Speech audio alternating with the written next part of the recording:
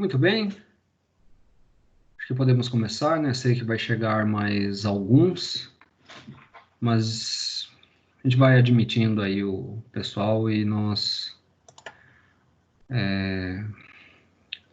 vamos começar a nossa aula, né? Afinal de contas, eu tenho que prestigiar os que estão presentes.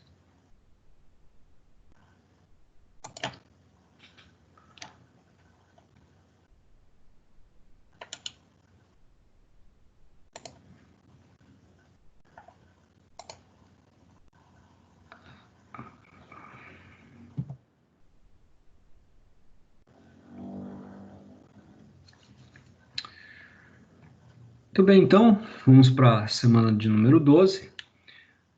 Vou continuar a parte de sincronização.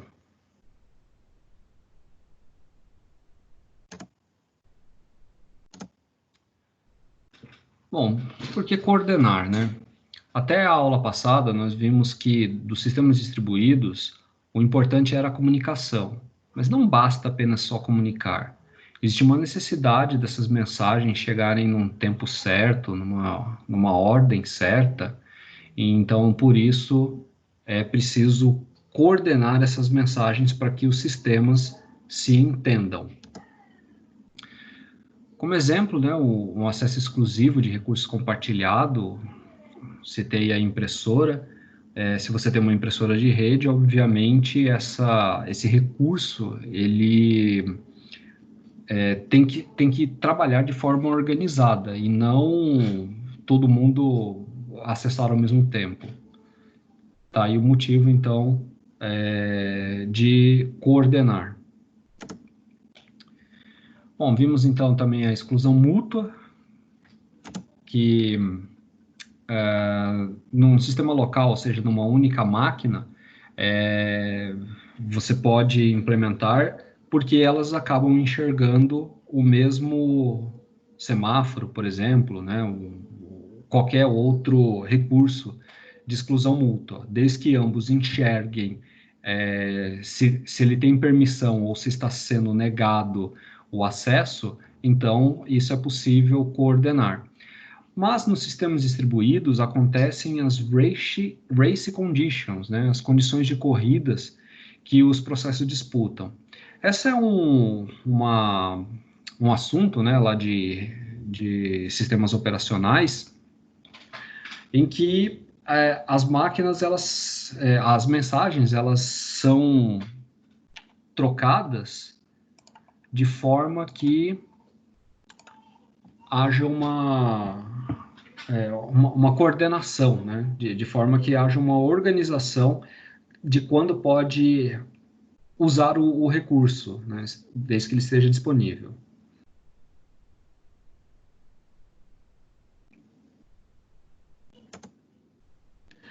Tinha colocado num slide, né, da seguinte forma: o estado da eleição global, e tinha colocado duas frases, né? O que é o estado global de sistema distribuído, como é o coordenador do sistema distribuído é eleito. Então, agora estou trazendo a continuação desse assunto, que é o que vai ser abordado nesta aula.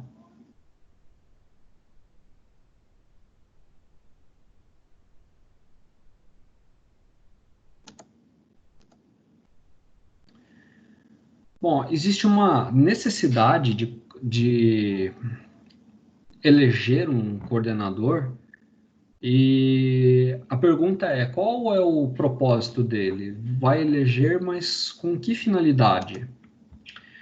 Existem os algoritmos de eleição que nós vamos ver, são três abordados aqui, né, nessa aula, em que vamos mostrar como é feita essa eleição. Então, respondendo a pergunta, o que faz o coordenador? Uma tarefa, né, pode ser permitir ou negar a entrada de regiões críticas ao recurso compartilhado. Então, deve existir aquele processo em que ele sinaliza se um outro processo tem a permissão para fazer essa entrada em região crítica.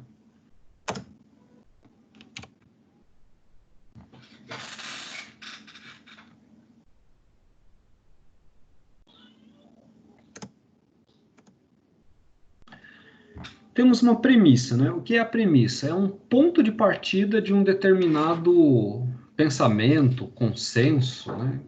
Então, para os sistemas operacionais e sistemas distribuídos, o que acontece? Sabemos que cada processo tem o seu PID. Simples, né? Você pode pegar ali a tabela de tarefas do Windows e ver que cada processo tem um número único. Assim como no Linux, se você utilizar o comando ps, e aí vai depender dos parâmetros que você passa, né?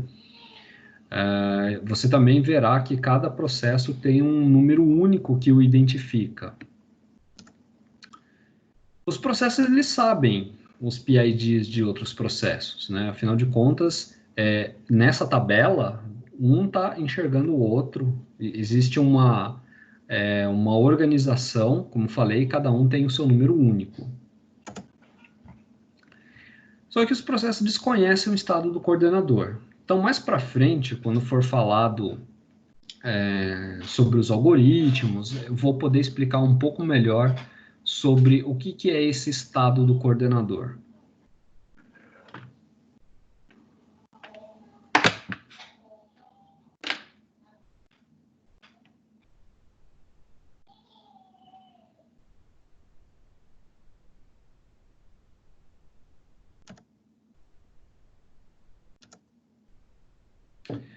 O primeiro algoritmo é o chamado algoritmo do valentão.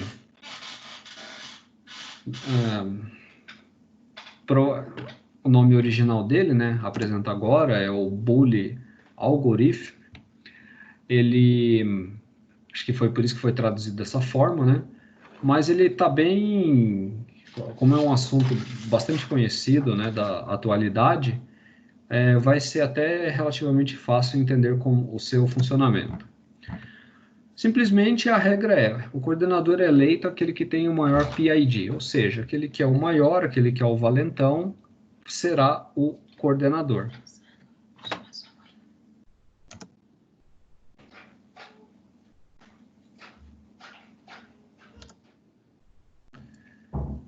Vamos ver esse cenário, então, como funciona.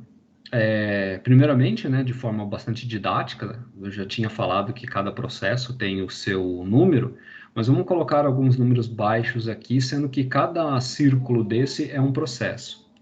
O que aconteceu? O número 7, que era o maior PID, ele era o coordenador. Num determinado momento, o processo 4 percebe que o processo 7, por algum motivo, não está mais ativo, não está mais funcionando, e ele manda uma mensagem de eleição para os números maiores do que ele. Olha, precisamos eleger um novo coordenador. Então, os processos 5 e 6 que receberam a mensagem eleição, né, de alguma forma vai um carimbo na mensagem dizendo, ó, isso daqui é específico para eleição.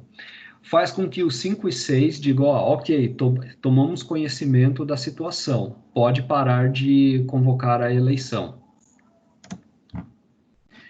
Então, os processos 5 e 6 convocam uma eleição, né?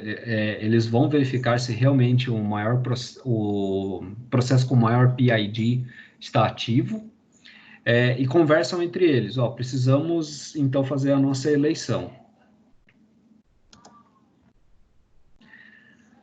Dado que a confirmação do processo 7 realmente não está mais em atividade, o processo 6 retorna para o 5 dizendo, ó, eu sou maior, o meu PID é maior que você. Então, pode parar de mandar mensagem de eleição. Nesse exato momento, o processo 6 vence, informando a todos que ele é o novo coordenador do sistema.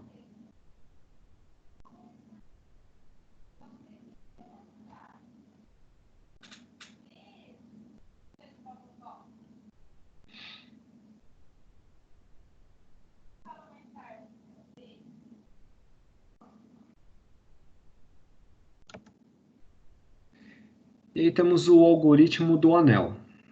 Né? Bem simples ver o formato, né, que ele compõe, um anel. Então, aqui vai acontecer uma situação parecida. A diferença é como as mensagens elas são veiculadas para os outros processos. Num dado momento, o processo número 2 percebe que o maior processo, né, que é o de número 7, o coordenador caiu, e invoca uma eleição para o processo que está mais próximo dele. Nesse momento, então, é feito um armazenamento numa lista encadeada, quais são os processos que estão sabendo das informações.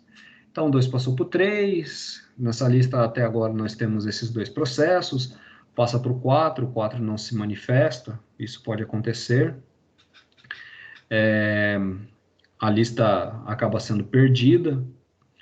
O processo número 5 passa para o 6, o 6 não obtém resposta do 7, então ele passa para o processo seguinte, e aí nós temos agora 5 e 6, e quando chega no 0, temos o último elemento armazenado, 5, 6 e 0.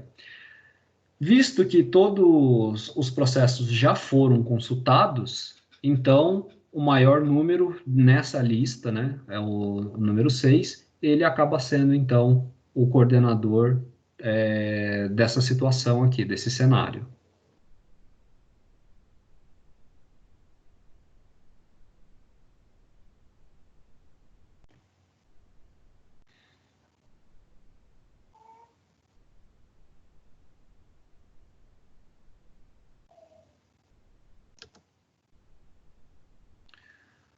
Também tinha deixado um slide, né, dizendo sobre a sincronização para compartilhar. Isso estava na aula anterior. Bom, como fazer então para implementar uma exclusão mútua num sistema distribuído? O jeito é imitar o que acontece numa LAN. É necessário que haja uma forma de que todos os processos que estão em outras máquinas enxerguem uma entidade, digamos assim, que consiga sinalizar para todos. Da mesma forma como na LAN você tem lá um semáforo, né? E aí é possível permitir ou negar o acesso. Então, primeiro de tudo, pode ser eleito o coordenador através dos algoritmos já apresentados, né? Os 2 anteriores, o algoritmo do valentão e o algoritmo do anel. Então, vamos ver um cenário em que um processo quer entrar numa região crítica. Bom, o que acontece é que ele tem que pedir a autorização do coordenador se ele pode entrar ou não. Pelo menos agora, nós estamos fazendo isso de forma global.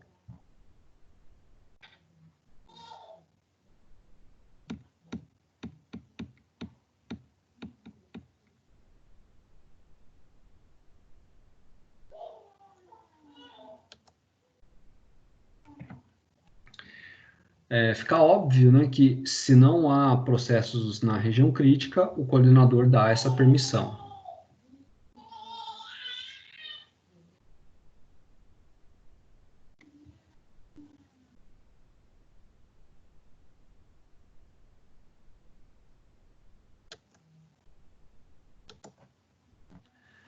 Vejamos então um caso de um algoritmo centralizado.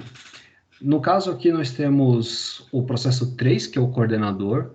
Existem 3 processos que querem entrar na região crítica. O primeiro a solicitar é o processo 1. Então ele faz a requisição. Como não tem ninguém na região crítica, então o coordenador dá a permissão. Ok, você pode entrar. Em seguida, o processo 2 solicita ao coordenador que entre na região crítica. O coordenador ele não responde. Não há resposta. Então, nesse momento, o processo 2 ele fica numa fila, aguardando a sua vez.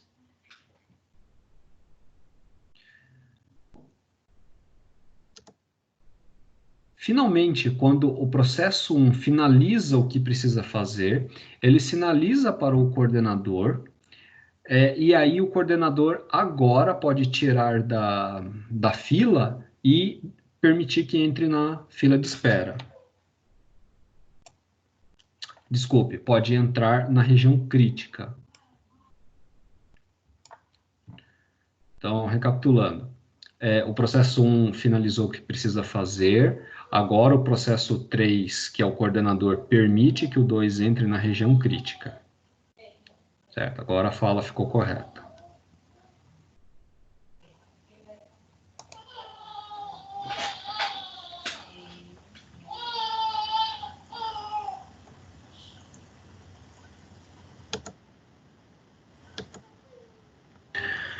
Vantagens desse algoritmo. Sim, há a garantia da exclusão mútua, né? Está ocorrendo o que foi prometido. Apenas um processo por vez pode entrar na região crítica, né? A exclusão mútua está acontecendo. Aquele acesso exclusivo temporário está sendo cumprido conforme prometido, né? Apenas um processo por vez.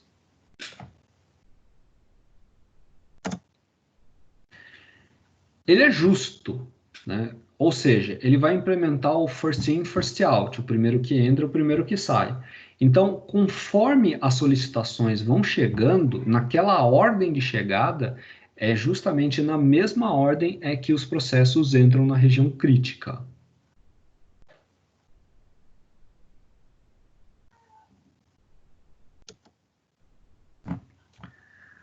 Então, não tem inanição.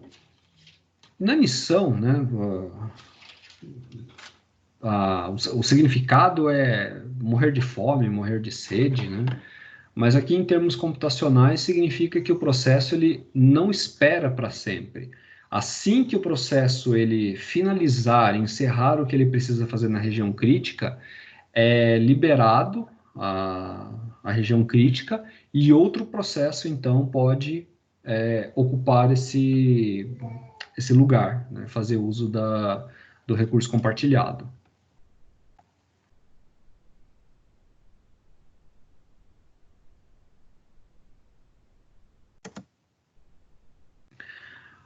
Para implementar esse processo, ele é bem simples, porque só precisam de 3 mensagens que são trocadas nesse sistema.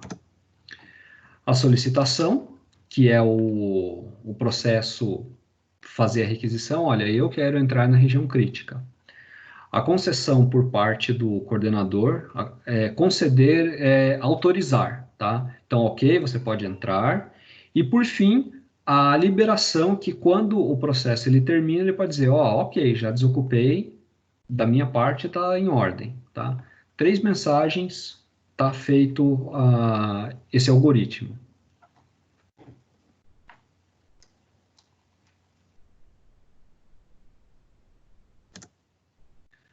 E, claro, tem uma desvantagem. Aqui é igual um hub, né? É a mesma analogia. O hub, que é o ponto central, que no caso aqui é o coordenador, se ele falhar, vai falhar todos os processos. Vai dar um problema. Mas isso ocorre temporariamente, né? Até que se eleja um novo coordenador. Então, enquanto não houver um coordenador coordenando, desculpe a redundância, enquanto não houver essa organização, o sistema fica comprometido. Isso vai causar também, vamos pensar no seguinte, se você tem uma máquina local, um coordenador, ele vai conseguir gerenciar os processos dessa máquina. Agora, pense num sistema distribuído, em que agora você está considerando uma quantidade expressiva de processos. Como ele é centralizado, né, vamos fazer analogia com o hub, acaba acontecendo de ter que tudo passar por ele. E aí, entre essa de autoriza, nega, para todos os processos que vão chegando, acaba causando um gargalo. com isso, traz um problema no sistema distribuídos, né, já que as mensagens ficam centralizadas nesse coordenador, acaba causando um impacto na escalabilidade. Adotando esse tipo de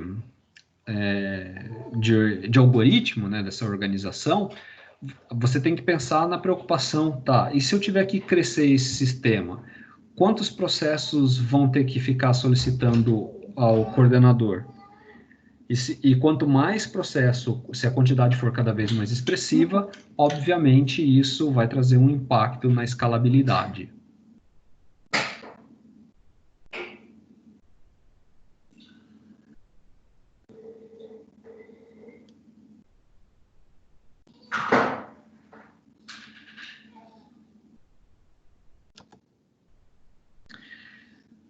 Também tem uma outra questão, né? Lembra... Tá, o que eu quero dizer com... Teve um momento que eu falei assim, ó, o processo 1 ele está na região crítica, o processo 2 ele quer entrar, mas quando ele faz a solicitação, o coordenador não responde. Então, o que está acontecendo?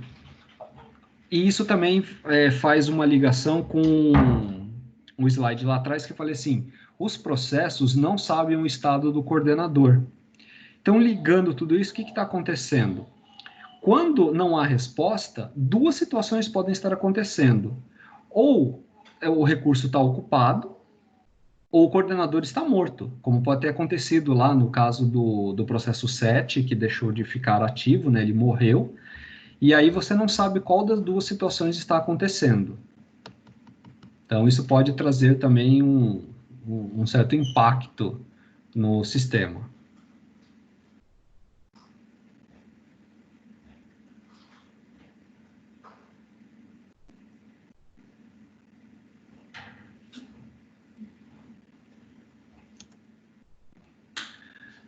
Utilizando um algoritmo distribuído, né, aí já não existe um coordenador, porque esse algoritmo ele é descentralizado. Diferente do anterior, que você tinha um coordenador, todos viam aquela entidade e todos respeitavam as decisões dele. Aqui, como ele é descentralizado, não existe o coordenador. Então, por exemplo, nessa situação, suponho que dois processos querem entrar na região crítica, o 0 e o 2.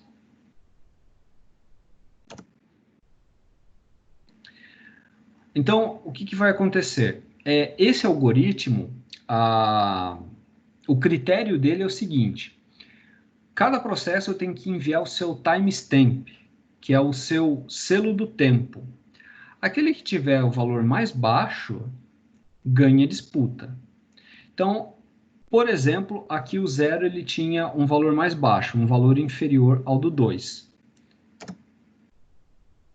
Então, vai acontecer que o processo entrou na região crítica, né? Ele acessou o recurso, desculpe aqui na figura B, e assim, quando ele finalizar, agora o processo 2 pode entrar na região crítica. Então, a diferença desse algoritmo é que agora, ao invés do PID, o que é comparado é o timestamp, que é o selo do tempo.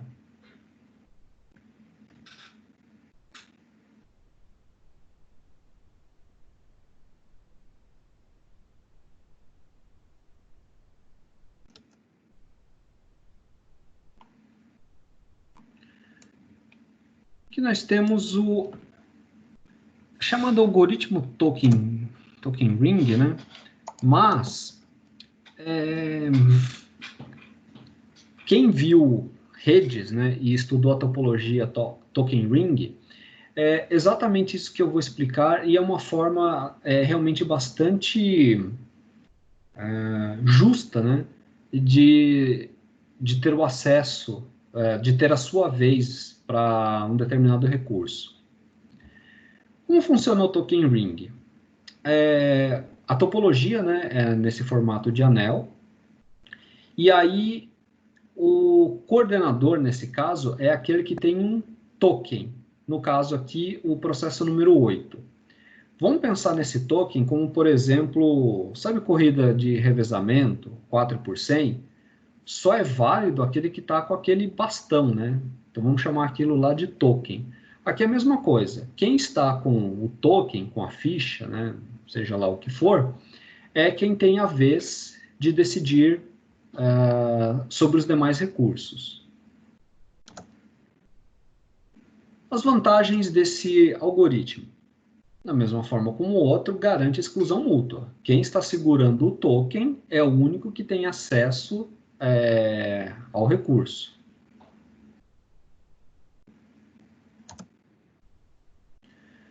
A ordem bem definida, né? Você sabe, dependendo do sentido que esse token está indo, quem será o próximo a ter o recurso. O importante é assim, do 8, você sabe que não vai para o 0, nem para o 3, né? Ou 9 ou 7.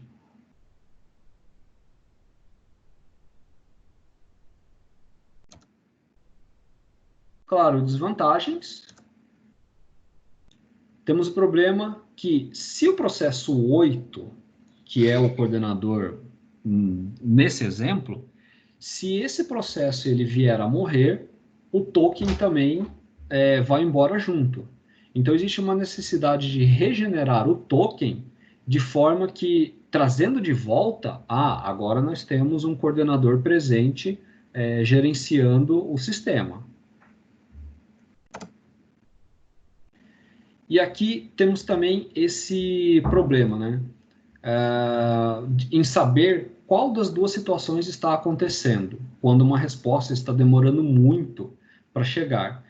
O coordenador ele está morto ou nós temos uma rede sobrecarregada em que a gente não, as mensagens não estão fluindo porque está tendo um gargalo no tráfego?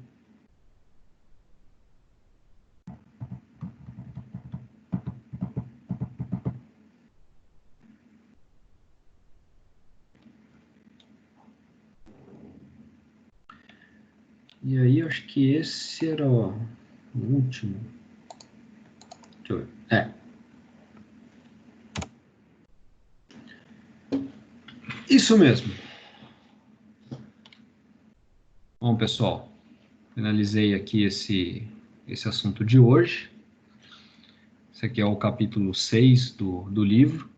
Eu preciso passar para vocês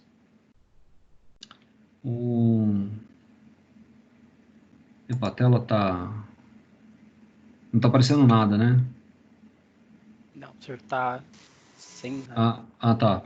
Pera aí, deixa eu pegar aqui. Deixa eu abrir primeiro o arquivo. Eu acabei achando o livro e eu preciso compartilhar aqui com vocês. Quer ver?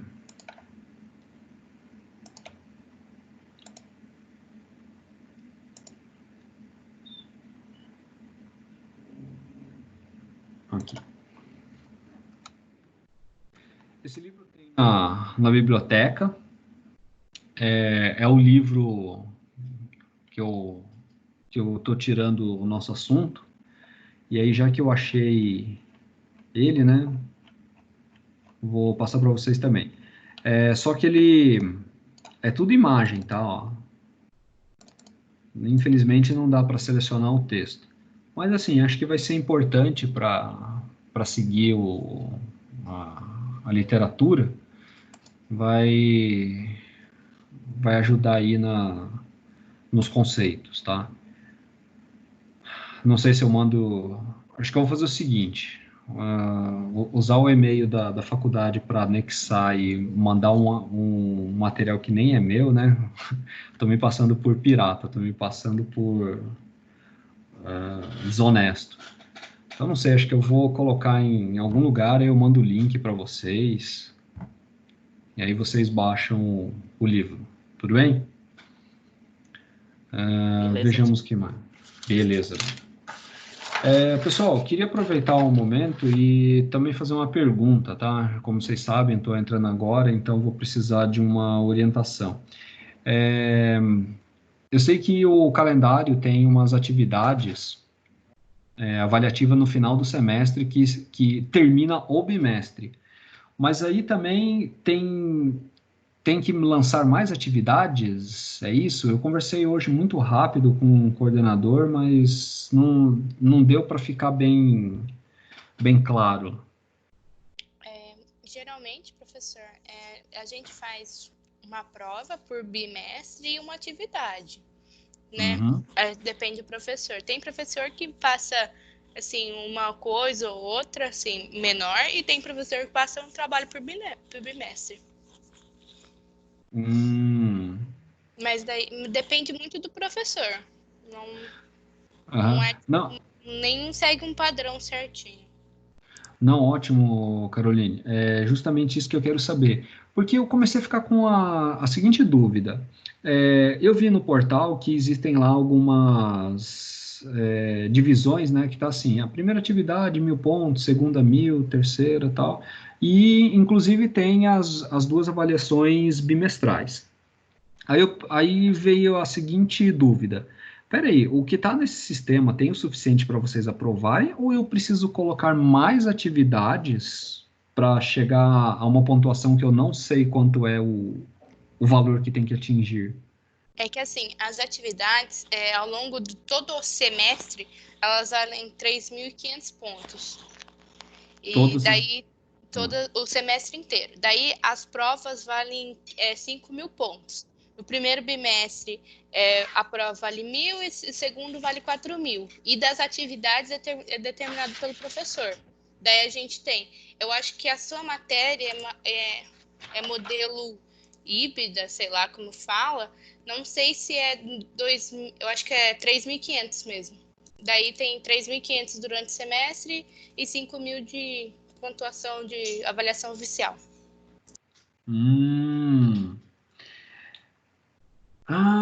Então peraí, aquele da mobilidade como valeu 1.000, então eu preciso lançar outra de 2.500 para atingir 3.500. Teoricamente, sim. Uhum. Não, ótimo, ótimo. Isso já me dá uma orientação do que eu faço nos próximos dias, né? Volto a conversar com o coordenador, claro, né? Mas com certeza já foi de grande ajuda. Agradeço muito. Porque o meu medo é assim: de repente acabou o semestre, não dá mais para aplicar nenhuma atividade. Murilo, você só lançou, sei lá, 4.000 pontos. Com certeza vão me cobrar por isso, né? Por isso que eu já estou me perguntando, inclusive pedindo a ajuda de vocês para saber como deve ser feito. Não, tá ótimo. Já me deu uma luz aí do que eu devo fazer. Muito obrigado. De nada. Bom, pessoal, mais alguma coisa que eu posso fazer por vocês? Tudo em ordem? Aqui tudo certo. Tá ok, então. Fica o meu compromisso, então, de mandar o link para vocês pegarem esse PDF, tá? E eu Carolina, eu vou te avisar, então, falando, ó, por favor, avise o pessoal que eu disponibilizei o e-mail, tá? Beleza, pode avisar sim, professor. Eu agradeço. Bom, então, pessoal, nossa, Otto, né? Porque você chegou, mas estamos nos despedindo. Na verdade é assim, ó, ninguém gosta de você, tô brincando. Verdade, o Otto chegou aí, vambora, velho. Não, Pô, perdeu o sorteio do Corsa que teve agora há pouco. Puta que pariu, hein? Então, beleza, professor. Obrigada, viu? obrigado a todos vocês, uma boa noite a todos e contem comigo aí para o que precisarem, viu? Um grande abraço a todos. Valeu, professor. Bom descanso. Tchau, tchau. Para vocês também. Tchau, tchau. Tchau, tchau. Falou, professor. Boa noite. Até mais. Boa noite, George. Até mais.